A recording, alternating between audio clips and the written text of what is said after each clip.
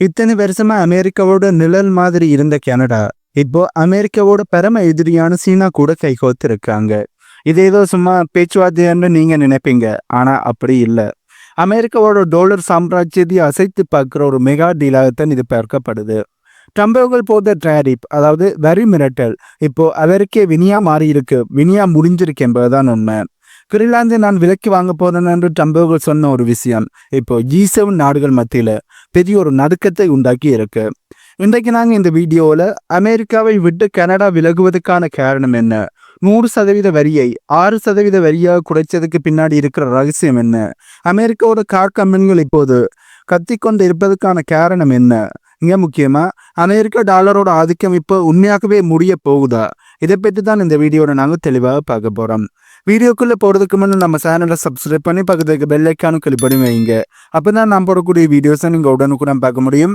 வாங்க இப்போ வீடியோக்குள்ளே போகலாம். இப்போ அமெரிக்காவோட பிரசிடென்ட் இருக்கிற டொனால்ட் ட்ரம்ப் அவர்கள் என்ன பண்ணுறாருன்னா, மற்ற நாடுகள் மேலே அதிகளவான டேரிப், அதாவது வரியை அதிகமாக தூக்கி போட்டுக்கொண்டு இருக்கார். அது மட்டும் இல்லாமல் நான் கிரீன்லாந்தை எடுக்க போகிறேன், அதுக்கு ஒத்துழைக்காத நாடுகள் மேலே பயங்கரமான வரியை போடுவேன் என்றும் ஓப்பனாகவே மிரட்டலை கொடுக்கிறார். இங்கே தான் உலக நாடுகளுக்கு ஒரு விஷயமே புரியுது. கிரீன்லாந்து என்பது டென்மார்க் நாட்டோட ஒரு பகுதி. டென்மார்க் என்பது அமெரிக்காவோட நட்பு நாடு, நாட்டோட மெம்பராகி இருக்கிற நாடு. ஒரு கூட்டணி நாட்டுக்கே இந்த நிலைமைன்னா மற்ற நாடுகளை பற்றி சொல்லவே தேவையில்லை. ஈரான், சீனா போன்ற எதிரி நாடுகள் மட்டும் இல்லாமல் அமெரிக்காவோட நட்பு நாடுகளாக இருக்கின்ற G7 நாடுகளுக்கே அமெரிக்காவை நம்புறதா வேணாமான்ற தயக்கமானது இப்போது ஏற்பட ஆரம்பிச்சிருக்கு. இதை பார்த்து தான் அமெரிக்காவோட நட்பு நாடுகளிலேயே அமெரிக்கா இப்படி நடத்துகிறார்கள் என்றால் நியூட்ரலாக இருக்கிற நாடுகள், அமெரிக்காவுக்கு எதிரான முடிவுகள் எடுக்கின்ற நாடுகளை அமெரிக்கா எப்படி நடத்துவார்கள் ஒரு புரிதலானது உலக நாடுகளுக்கு இப்போது ஏற்பட ஆரம்பிச்சிருக்கு. இதை நாங்கள் இந்த வீடியோட முக்கியமான பகுதிக்கு வந்திருக்கோம். கனடாக்கும் சீனாக்கும் இடையில நடந்த அந்த $1 ட்ரில்லியன் டீல் பற்றி தான் விரிவாக பார்க்க போறோம். அமெரிக்காவை விட்டுட்டு கனடா ஏன் சீனா பக்கம் போனாங்க என்ற கேள்வி உங்களுக்கு எழும்பும். இதற்கு பின்னாடி ஒரு பெரிய பொருளாதார அரசியலே இருக்கு. முதல்ல நாம கவனிக்க வேண்டியது எலக்ட்ரிக் கார்களை பற்றி. அமெரிக்காவோட வற்புறுத்தலால இவ்வளவு நாளா கனடா சீனா கார்கள் மேல 100% வரியை போட்டிருந்தாங்க. அதாவது ஒரு காரோட விலை 20 லட்சம் ரூபாய்னா வரி மட்டுமே 20 லட்சம் ரூபாய். ஆக மொத்தமாக 40 லட்சம் ரூபாய் கொடுத்தா மட்டும்தான் அந்த காரை வாங்க முடியும். ஆனா இப்போ கனடா ஒரு அதிரடியான முடிவு எடுத்திருக்காங்க. இவ்வளவு நாளும் இப்படித்தான் இருந்தது, ஆனா இப்ப கனடா ஒரு முக்கியமான முடிவை எடுத்திருக்கிறார்கள். அந்த 100% வரியை அப்படியே தூக்கிட்டு வெறும் 6% வரியாக அதனை மாற்றிட்டார்கள். அதாவது 100% இருந்து கிட்டத்தட்ட குறைச்சு பல மடங்கு குறைச்சு 6% அந்த வரியை சீனாவோட எலக்ட்ரிக் கார்களுக்கு போட்டிருக்கிறார்கள். இது கிட்டத்தட்ட வரியே இல்லைன்னு சொல்ற அளவுக்கு குறைவு. இதனால இப்போ சீனாவினுடைய BYD ஆக இருக்கிறதும் எக்ஸாமி மாதிரியான சீன கார்கள் கனடா மார்க்கெட்டில் வெள்ளம் மாதிரி வரப்போகுது. இது அமெரிக்காவோட டெஸ்லா மற்றும் மற்ற கார் கம்பெனிகளுக்கு ஒரு மிகப்பெரிய ஒரு எச்சரிக்கை மணியாகத்தான் பார்க்கப்படுது. இப்போ கனடாவினுடைய எலக்ட்ரிக் கார் மார்க்கெட்டை சீனா கைப்பற்றி இருக்கிறார்கள். அமெரிக்காவுக்கு இது மிகப்பெரிய ஒரு பின்னடைவாக பார்க்கப்படுது. அமெரிக்கா வரியை போட்டு கனடாக்கு மிகப்பெரிய ஒரு மிரட்டலை கொடுத்தார்கள். இப்போ கனடா சீனாவோட இந்த ஒப்பந்தத்தை போட்டு சீனாவோட எலக்ட்ரிக் கார்களுக்கு விதிக்கப்பட்ட வரியை 6% 100ல் இருந்து 6% குறைச்சிட்டு சீனாவோட கார்களை தங்களுடைய மார்க்கெட்டுக்கு வருவதற்கு அனுமதியை கொடுத்திருக்கிறார்கள். இதனால சீனா கார்களுக்கு தான் இது மிகப்பெரிய ஒரு ஜாக்பாட்டாக பார்க்கப்படுது. சரி, கனடா இப்படி வரி குறைச்சதுக்கு சீனா சும்மா இருப்பாங்களா?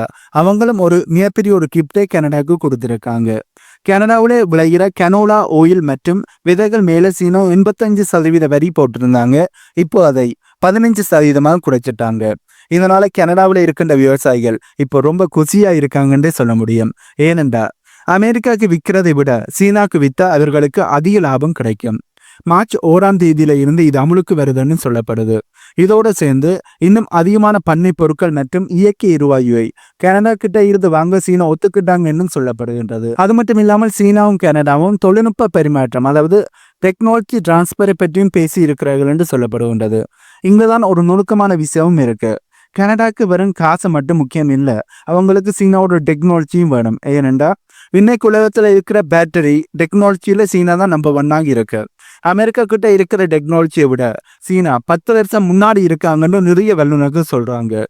கனடா தன்னோட நாட்டில் சொந்தமாக EV ஃபேக்டரிகளை உருவாக்கணும்னா, அதாவது எலக்ட்ரிக் கார்களினுடைய ஃபேக்டரிகளை உருவாக்கணும்னா அவங்களுக்கு கேட்டில், அதாவது CATL அல்லது BYD மாதிரியான சீனா நிறுவனங்களோட உதவி தேவை. அமெரிக்காவை நம்பினா அது நடக்காது. இப்ப அமெரிக்காவோட கார்கள் இருக்கு, எலக்ட்ரிக் கார்கள் இருக்கு. ஆனா அமெரிக்கா இந்த டெக்னாலஜியை கனடாக்கு ட்ரான்ஸ்ஃபர் பண்ணுவாங்களான்னு பார்த்தோம்னா இல்ல. இதனால கனடாக்கு ஒரு விஷயம் தெரிஞ்சிடுது. அமெரிக்காவை நம்பினா அது நடக்காதுண்டு. கனடாக்கு இந்த விஷயம் நல்லா தெரிஞ்சபடியே தான் இப்ப சீனாவோட டெக்னாலஜி வாங்குறதுக்காண்டி சீனாவோட பேச்சுவார்த்தையை நடத்துகிறார்கள். சரி, இப்படியெல்லாம் கனடா சீனாவோட டீலை போடுகிறார்களே, அப்படி என்றால் அமெரிக்கா இதுக்கு எப்படி ரியாக்ட் பண்ணினாங்க என்ற கேள்வி கண்டிப்பாக உங்களுக்கு இருந்தது. இதுக்கு அமெரிக்காவோட ரியாக்ஷனும் ரொம்ப மோசமாகத்தான் இருந்தது. இந்த டீல் வெளியான உடனே அமெரிக்காவில் இருக்கின்ற அதிகாரிகள் அப்படியே உறைஞ்சு போயிட்டாங்க. நீங்க செஞ்சது தப்பு, இதோட விளைவுகள் சீக்கிரமாகவே நீங்க சந்திப்பீங்கன்னு கனடாவை மிரட்ட ஆரம்பிச்சிருக்காங்க. ஆனா கனடா இப்போ எதற்கும் அசர்ற மாதிரி தெரியல. அமெரிக்காவில் கார் தயாரிக்கிறதுக்கு செலவு ரொம்பவே அதிகம். ஆனா கனடாவில் சீனா கார்கள் குறைஞ்ச விலையிலேயே கிடைக்கும் போது மக்களின் அதிக காசு கொடுத்து அமெரிக்காவோட காரை வாங்கணும்.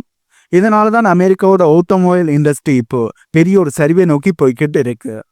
இத்தனை நாளா எங்க ரூல்ஸை தான் ஃபாலோ பண்ணணுமெண்டு, உலகமே எங்களுடைய ரூல்ஸை தான் ஃபாலோ பண்ணணுமென்று சொன்ன அமெரிக்காவுக்கு அவங்க பக்கத்து வீட்டுக்காரனே இப்படி ஒரு ஷாக்கை கொடுப்பான் என்று யாருமே நினைச்சு கூட பார்க்கல. இப்ப உங்களுக்கு ஒரு கேள்வி எழும்பும், கனடா ஏன் திடீரென்று அமெரிக்காவை விட்டுட்டு சீனா பக்கம் போச்சுன்னு.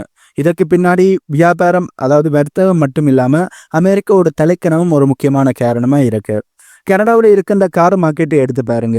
இவ்வளவு நாளா அங்க ஃபோர்ட் மற்றும் GM கார்கள் தான் அதிகமாக ஓடிக்கொண்டு இருந்தது. ஆனா இப்போ நிலைமை தலைகீழா மாறிடுச்சு. 2022 52% இருந்த அமெரிக்காவோட கார்களோட பங்கு இப்போ வெறும் 36% குறைஞ்சிருச்சு. இதற்கான காரணம் என்னன்னா, அமெரிக்காவில் கார்களை தயாரிக்கிற செலவு ரொம்பவே அதிகம். அதுபோக அமெரிக்காவில் இருந்து கனடாக்கு வருகின்ற கார்களுக்கு அவர்கள் 25% வரியை போடுகிறார்கள்.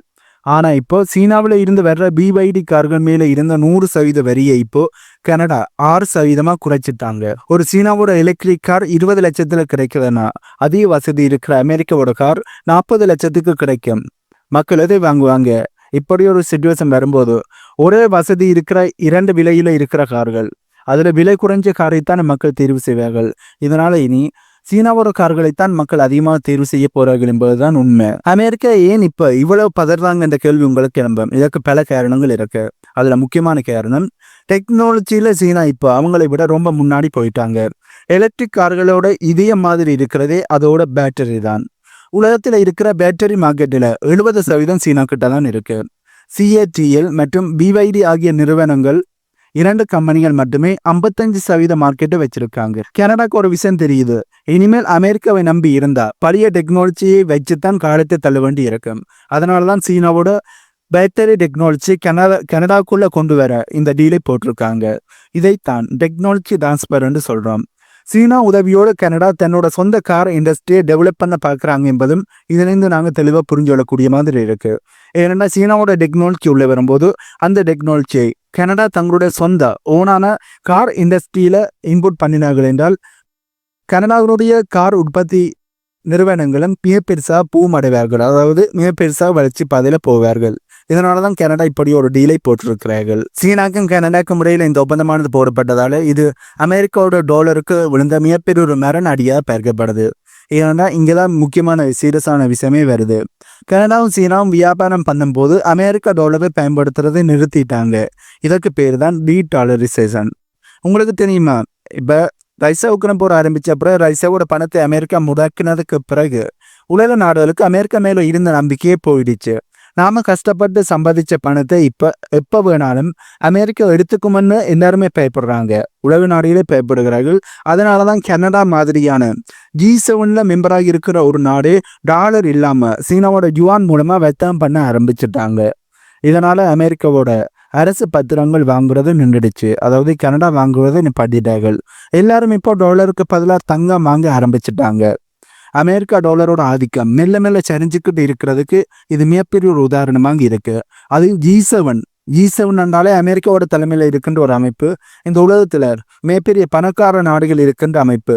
இந்த G7 மெம்பராக இருக்கின்ற ஒரு நாடாக இருக்கின்ற கனடாவே அமெரிக்காவோட டாலரை பயன்படுத்தாமல் சீனாவோட யுவானை பயன்படுத்தி சீனாவோட வர்த்தகத்தில் ஈடுபடுகிறார்கள் என்றால் அது அமெரிக்காவுக்கு விழுந்த மிகப்பெரிய ஒரு அடியாகத்தான் இருக்கு.